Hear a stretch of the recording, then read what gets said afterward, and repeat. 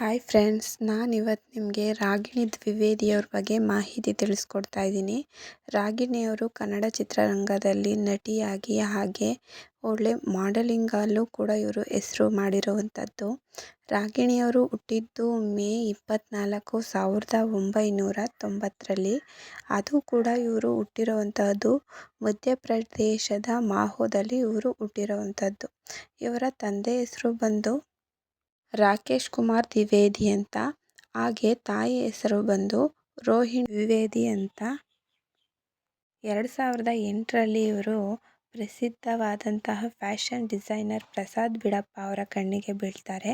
ಅವರೇ ಇವರನ್ನು ಮೊದಲು ಗುರುತಿಸ್ತಾರೆ.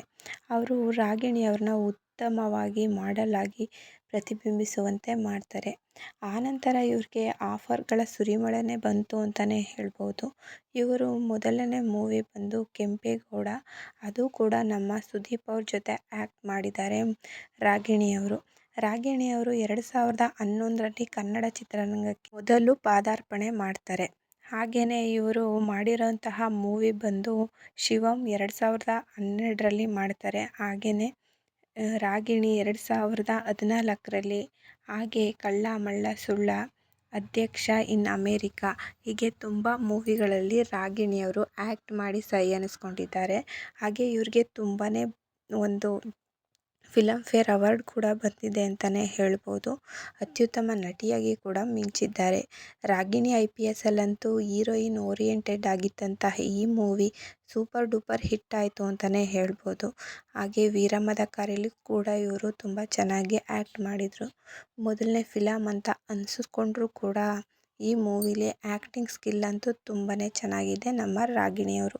ಈ ಒಂದು ಮೂವಿನೇ ಇವ್ರಿಗೆ ಒಂದು ಪ್ಲಸ್ ಪಾಯಿಂಟ್ ಅಂತಲೇ ಹೇಳ್ಬೋದು. ಕನ್ನಡ ಚಿತ್ರರಂಗದಲ್ಲಿ ಇಷ್ಟು ಮಟ್ಟಕ್ಕೆ ಬೆಳಿಬೇಕಂದ್ರೆ ಈ ಒಂದು ಮೂವಿನೇ ಕಾರಣ ಅಂತ ಹೇಳ್ಬೋದು. ಹಾಗೆ ಇವರು ಕನ್ನಡ ಅಷ್ಟೇನು ಚೆನ್ನಾಗಿ ಮಾತಾಡಿಲ್ಲ ಅಂತ ಅಂದರೂ ಕೂಡ ಕನ್ನಡದಲ್ಲೇ ಇವರು ಮೂವಿಗಳನ್ನ ಹೆಚ್ಚಾಗಿ ಮಾಡಿರೋವಂಥದ್ದು.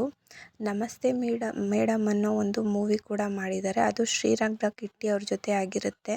ಈ ಮೂವಿಲೂ ತುಂಬ ಚೆನ್ನಾಗಿ ಆ್ಯಕ್ಟ್ ಮಾಡಿದ್ದಾರೆ ರಾಗಿಣಿಯವರು. ಹಾಗೆ ರಣಚಂಡಿ ಅನ್ನೋ ಮೂವಿಲಿ ಕೂಡ ಆ್ಯಕ್ಟ್ ಮಾಡಿದ್ದಾರೆ. ಇದು ಕೂಡ ಹೀರೋಯಿನ್ ಓರಿಯೆಂಟೆಡ್ ಮೂವಿನೇ ಆಗಿತ್ತು. ಆದರೆ ಕಾರಣಾಂತರಗಳಿಂದ ಈ ಮೂವಿ ಅಷ್ಟೇನು ಯಶಸ್ಸನ್ನು ತಂದುಕೊಳ್ಳಿಲ್ಲ ನಮ್ಮ ರಾಗಿಣಿಯವ್ರಿಗೆ. ಜಾಸ್ತಿ ಇವರು ರಾಗಿಣಿ IPS ಅನ್ನೋ ಮೂವಿಯಿಂದನೇ ಹೆಚ್ಚು ಪ್ರಸಿದ್ಧಿ ಆದರು ಅಂತಲೇ ಹೇಳ್ಬೋದು. ತುಂಬ ಒಳ್ಳೆ ಆ್ಯಕ್ಟಿಂಗ್ ಸ್ಕಿಲ್ ಇದೆ ರಾಗಿಣಿಯವ್ರಿಗೆ ಅಂತಲೇ ಹೇಳ್ಬೋದು. ರಾಗಿಣಿಯವರು ಇನ್ನೂ ಹೆಚ್ಚು ಮೂವಿಗಳಲ್ಲಿ ಆ್ಯಕ್ಟ್ ಮಾಡಬೇಕನ್ನೋದೇ ನನ್ನ ಆಸೆ. ರಾಗಿಣಿಯವರು ಮೊದಲು ಮಾಡಿದಂತಹ ವೀರಮದಕರಿ ಮೂವಿ ತುಂಬಾ ಹೆಸರನ್ನು ತಂದುಕೊಡ್ತು ನಮ್ಮ ರಾಗಿಣಿಯವ್ರಿಗೆ. ಆಮೇಲೆ ಅಧ್ಯಕ್ಷ ಇನ್ ಅಮೇರಿಕಾ ಅನ್ನೋ ಮೂವಿಲಿ ಕೂಡ ಆ್ಯಕ್ಟ್ ಮಾಡಿದ್ದಾರೆ. ಅದರಲ್ಲಿ ಹೀರೋ ನಟಿಸಿರೋದು ನಮ್ಮ ಶರಣ್ ಅವರು. ಶರಣ್ ಅವರು ಅಂದ್ರೇ ಕಾಮಿಡಿ ಅಂದ್ರೇ ಶರಣ್ ಅವರು. ಹಾಗೆ ಈ ಮೂವಿಲಂತೂ ತುಂಬ ಚೆನ್ನಾಗಿ ಆ್ಯಕ್ಟ್ ಮಾಡಿದ್ದಾರೆ ನಮ್ಮ ರಾಗಿಣಿಯವರು ಮತ್ತು ಶರಣ್ ಅವರು ಇಬ್ಬರು ಕೂಡ. ಆ್ಯಕ್ಟಿಂಗ್ ಅಂತೂ ಮಸ್ತ್ ಅಂತಲೇ ಹೇಳ್ಬೋದು. ಮೂವಿ ಕೂಡ ಅಷ್ಟೇ ಚೆನ್ನಾಗಿದೆ. ಫ್ರೀ ಇದ್ದರೆ ಈ ಮೂವಿ ನೋಡಿ ತುಂಬಾ ಖುಷಿ ಪಡ್ತೀರಾ. ಹಾಗೆ ರಾಗಿಣಿಯವರು ಇನ್ನೂ ಹೆಚ್ಚು ಮೂವಿಗಳನ್ನ ಆ್ಯಕ್ಟ್ ಮಾಡಲಿ ಅಂತ ನಾನು ಕೂಡ ಕೇಳ್ಕೊಳ್ತೀನಿ. ಹಾಗೆ ರಾಗಿಣಿಯವರು ಈಗ ಸದ್ಯಕ್ಕೆ ಮದುವೆ ಪ್ಲ್ಯಾನ್ ಏನೂ ಇಲ್ಲ ಅಂತ ಹೇಳಿದ್ದಾರೆ. ಪ್ರಸ್ತುತ ಇವ್ರಿಗೆ 40 ವರ್ಷ ದಾಟಿದೆ ಅಂತಲೇ ಹೇಳ್ಬೋದು.